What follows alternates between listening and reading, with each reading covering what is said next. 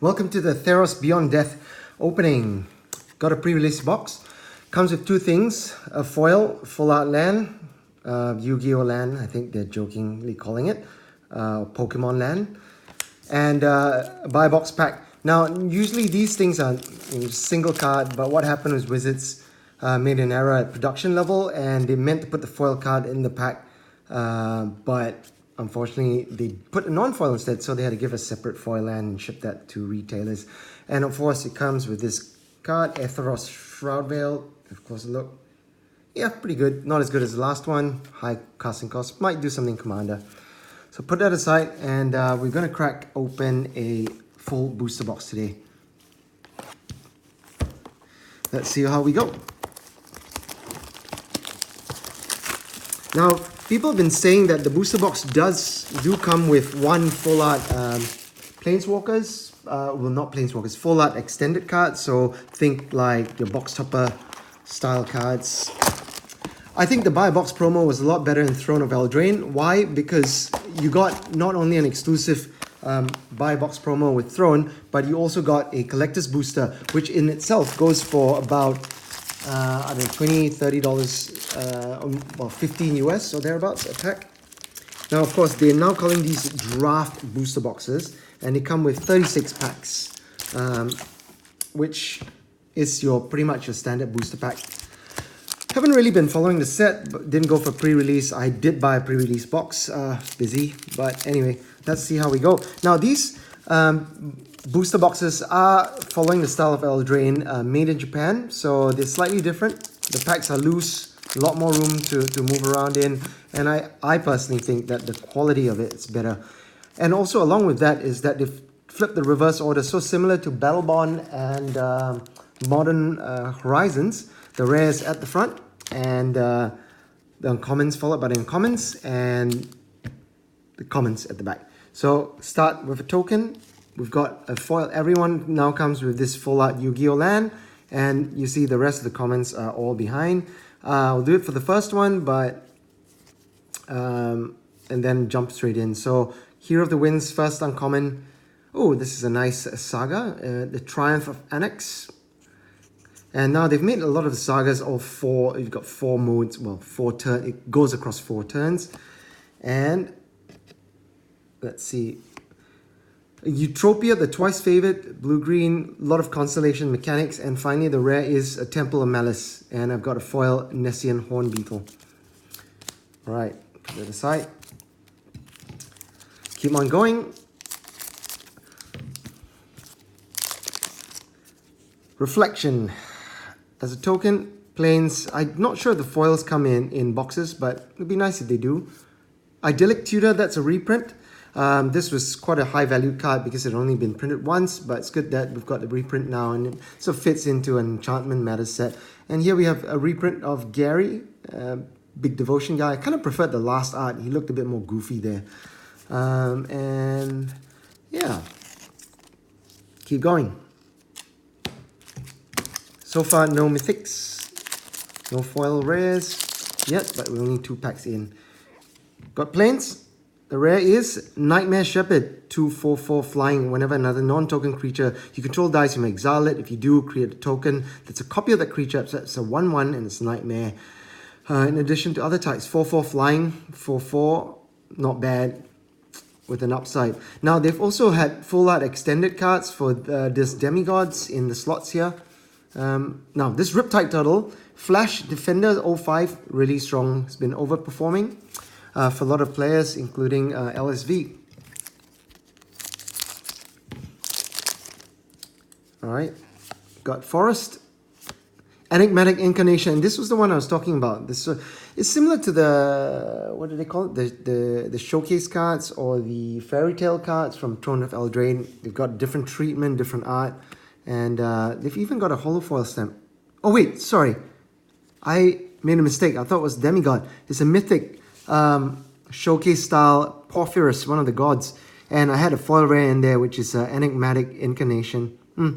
Well, these are nice. But I think Porphyros was one of the weaker ones. Still nice to see a different treatment. I wonder if that's my so-called showcase mythic for the box. or the extended art card, I get confused. I can't keep up with wizards, with whatever they're doing. Got Mountain. Heliod's Intervention. This is one of the better modal spells in the set. Great in Commander. You've got instant speed, double white X, destroy X target artifacts, enchantments, or target player gains twice X life. One of the stronger ones in the set. So, yep, let's keep going. So far, pretty good pulls. Not unhappy with those. Zombie token. Now, the zombie's now wearing a mask, so can't really tell it's a zombie, can you? Until he goes, surprise, drops a mask. Got another mountain, still no foil lands. We've got Archon of Sun's Grace. 4 mana, flying, a lifelink. Pegasus creatures you control have lifelink. And Constellation, whenever enchantment comes into the battlefield, you make a 2/2 token. But Rise Glory, Annex, one of the demigods, and Hateful Eidolon. Moving along. Swamp. Woe Strider. Now, quite a good card. When it enters, it makes a 0/1 goat. You can sack a creature, and it doesn't cost any mana for that effect. You can scry one, you can escape it. Great mechanic for this, because escape doesn't exile, unlike Flashback, which exiles a card. So you can keep escaping creatures and over if you've got enough cards dumped into your graveyard. So yeah, needs for longer, grindier games. But interesting mechanic. Underworld Breach is another one that tries to abuse the escape mechanic. We'll talk about that if we crack it in. We've got the Crowan War, one of the sagas. And, oh, that's our second foil rare. So 2 rares, unlikely to have any more foil rares in the box. We've got another Temple Deceit, Banishing Light, and the strong uncommon, a white, good removal. And we've got a Mana Rock here. Altar of the Pantheon. Your devotion to each color is increased by 1, and you can tap at 1 mana of any color. If you control a god or demigod or legendary enchantment, you gain a life. Pretty good card as a ramp card. Oh wait, this is a foil rare. So I've got 2 foil rares now. The second one is Chrome War. You can't really tell. It's not really fantastic foiling on this one. Oh well. It's not bad. This is a really powerful card. But, you know, wish we had a foil mythic instead. Who knows? They've increased the rate of foils and also mythics. We've seen 5 mythic hits in these boxes. Got planes.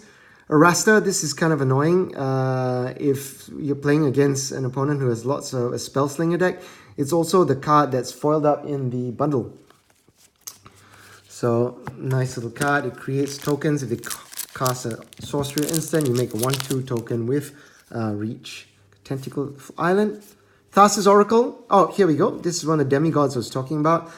The treatment, the special treatment. I don't know what they're calling it. Constellation treatment, maybe, with all the pips in the background.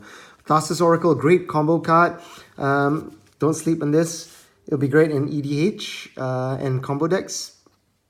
When Thassa's Oracle enters the battlefield, look at top X cards, and where X is devotion to blue, put 1 on the top of the library and the rest on the bottom of your library in any random order. If X is greater than or equal than the number of cards in the library, you win the game. Now, because this is a creature, but that win the game clause is triggered. It doesn't have to enter the battlefield. It is part of the text effect. So even if they remove the creature, you can still win if you meet the conditions. It's a great card. You'll see a lot of play in competitive EDH decks as well. Mountain, Thassa's Intervention, another modal spell. The white one's still the best. Yeah, so nearly about a third of the way through the box. Okay so far. Nothing special. Haven't really seen many mythics. Here's the goat token for the Woe Strider. Swamp. Satyrs Cunning, foil. Here, we have a rare Kilnorus Hound of Theros. It's 3/3, Vigilant Menace, lifelink. And creature cards in graveyards can't enter the battlefield, and players can't cast spells from graveyards. So a bit of graveyard hate or reanimator hate right there. So far, not too bad, but not great. We got the 2 foil rares in the first column. Still haven't seen a foil land, so maybe they're not in the set. And they don't seem to do foil tokens in this one, unlike Modern Horizons, where you got foil tokens every couple of packs. Island. Our first mythic is Ashiok, Nightmare Muse. What's it? So it's a 5 mana Ashiok, non-foil. Now, after the powerful Oko in the Eldraine set, Planeswalkers in here seem pretty dull. It's Except for the Elspeth. Elspeth can be escaped, so she's recurring. Death. You can defeat death all the time, can you? Nyx Lotus. People kind of go crazy when we're talking about lotuses. My personal take is that Nyx Lotus is the replacement in devotion decks for this block where Theros, the last Theros block had Nykthos, Shrine to Nyx, which wasn't reprinted. This is just a bit slower because it enters the battlefield tapped. But if you're looking for a good strong card for devotion, the Nyx Lotus will do the job. Shame they didn't reprint Nykthos, which led to a spike. There was a speculation and then spike, but oh well. Allure of the Unknown, rare, nothing special.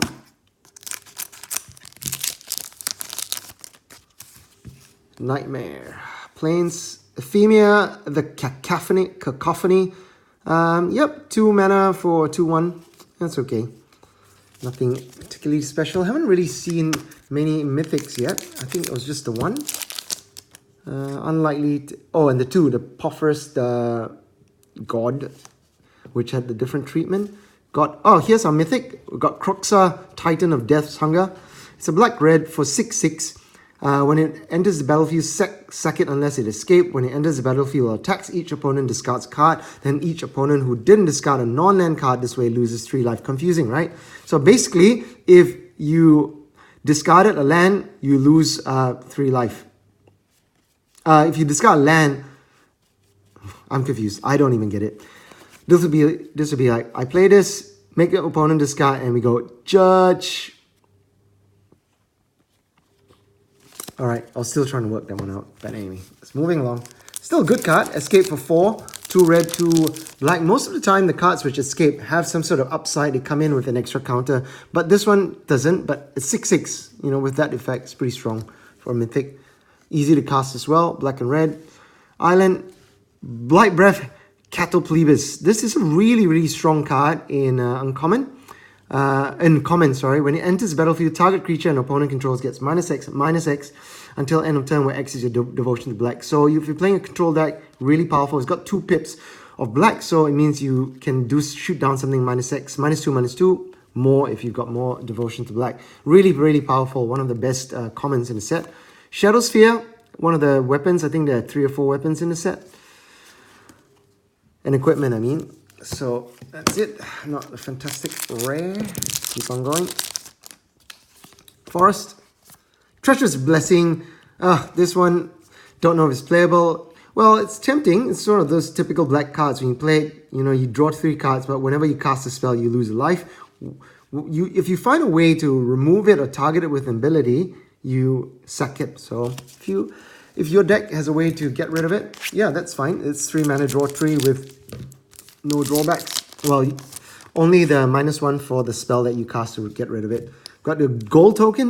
If you create gold artifact tokens, sack it at 1 mana of any color. Mountain. Dexos, Blessed by Sun. So it's got foil, one of the foil demigods. We've got Bronzite Lion, also another powerful one. Gains indestructible. As long as the opponent holds up mana, it's going to be quite tough to get rid of this off the table, because it does come back as well. These are quite nice. Wonder if Wizards are running out of ideas. What are they going to do next for the next set? Too many special products and extra cards. This is a strong one in Pioneer, I think, in the black aggro decks. You know, its toughness is equal to devotion to black. And you can exile up to 2 cards from graveyards and gain life for each creature card exiled that way. It'll see some play. Swamp. Shatter the Sky. Now, this is 4 mana Wrath. It's one of the better Wraths in recent times, because Wizards have moved to stuff like Cleansing Nova, which is 5 mana Wraths. Wrath of God is obviously the premium white removal spell all the way back from Alpha. But this one does, well, kind of, you can make it work. Each player who controls a creature with power 4 or greater draws a card and then destroy all creatures. So there is a bit of upside for yourself and your opponents if you use it. But still, good alternative to, as closest alternative to Wrath of God. I like it. Don't think they'll reprint Wrath in the standard set anytime. Plains, Dream Shaper Shaman, uncommon, great art. And we've got Thrax, the Sudden Storm. It's a rare. Flash, flying, 5 mana, 4/5. That's a great card to play in sealed. And yeah, you can't beat a 4/5 flyer for 5 in a sealed environment. And spells you cast with CMC 5 or greater cost 1 less to cast and can't be counted. Bit of an upside there.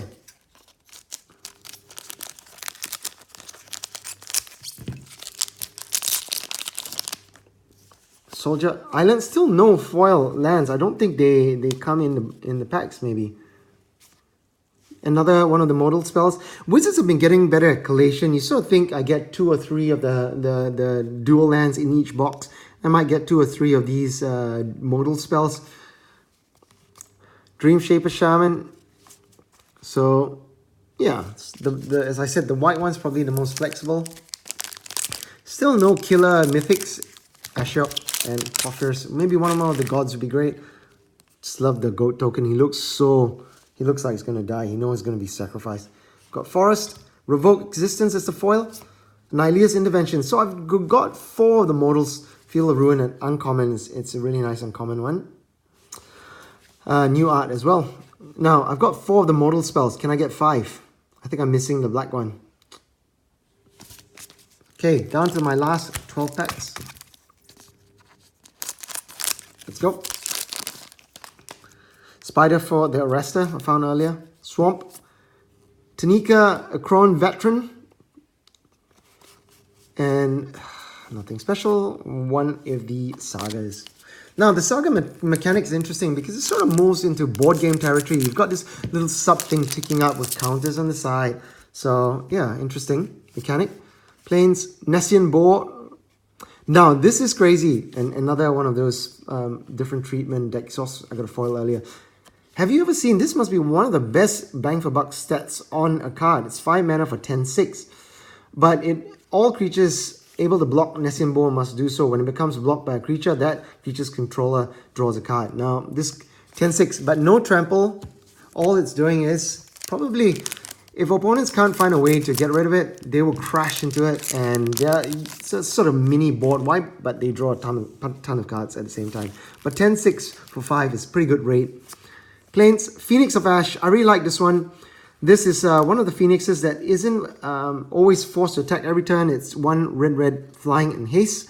It's got fire breathing, 2 and a red. You get pump it, +2/+0 to end of turn, and you escape it, exile 3 other cards and bring it back. Escapes as a +1/+1 counter on it, so it's 3/3 flying and haste.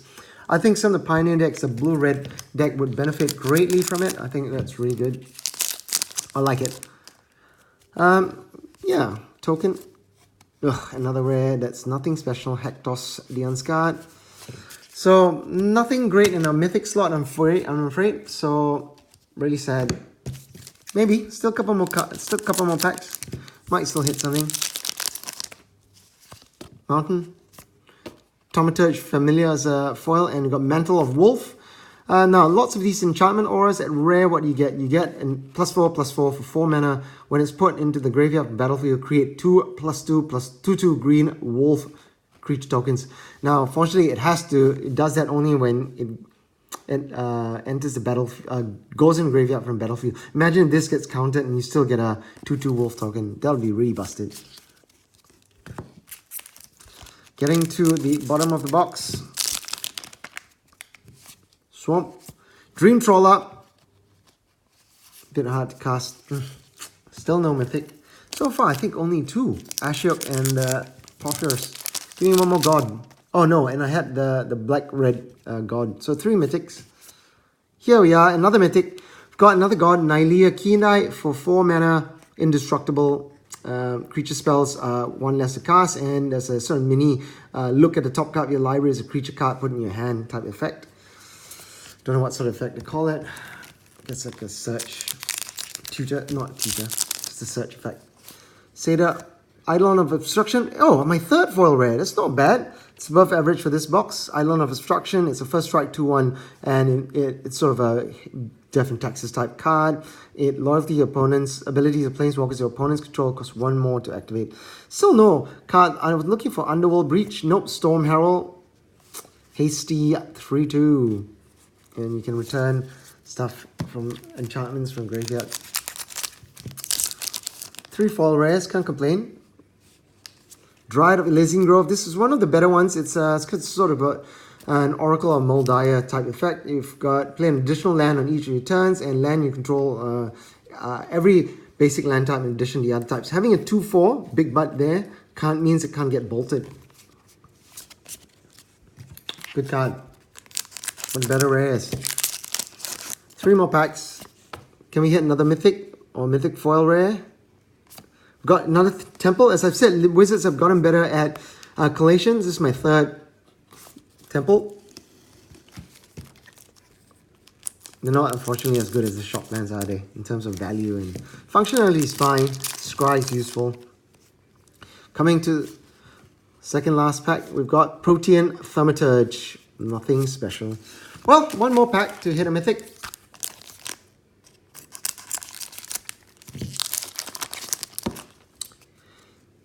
Here we go, lucky last, a foil, Elspeth's Nightmare, great art on that one by Jason Rainville, and the rare is a Gallia of the Endless Dance.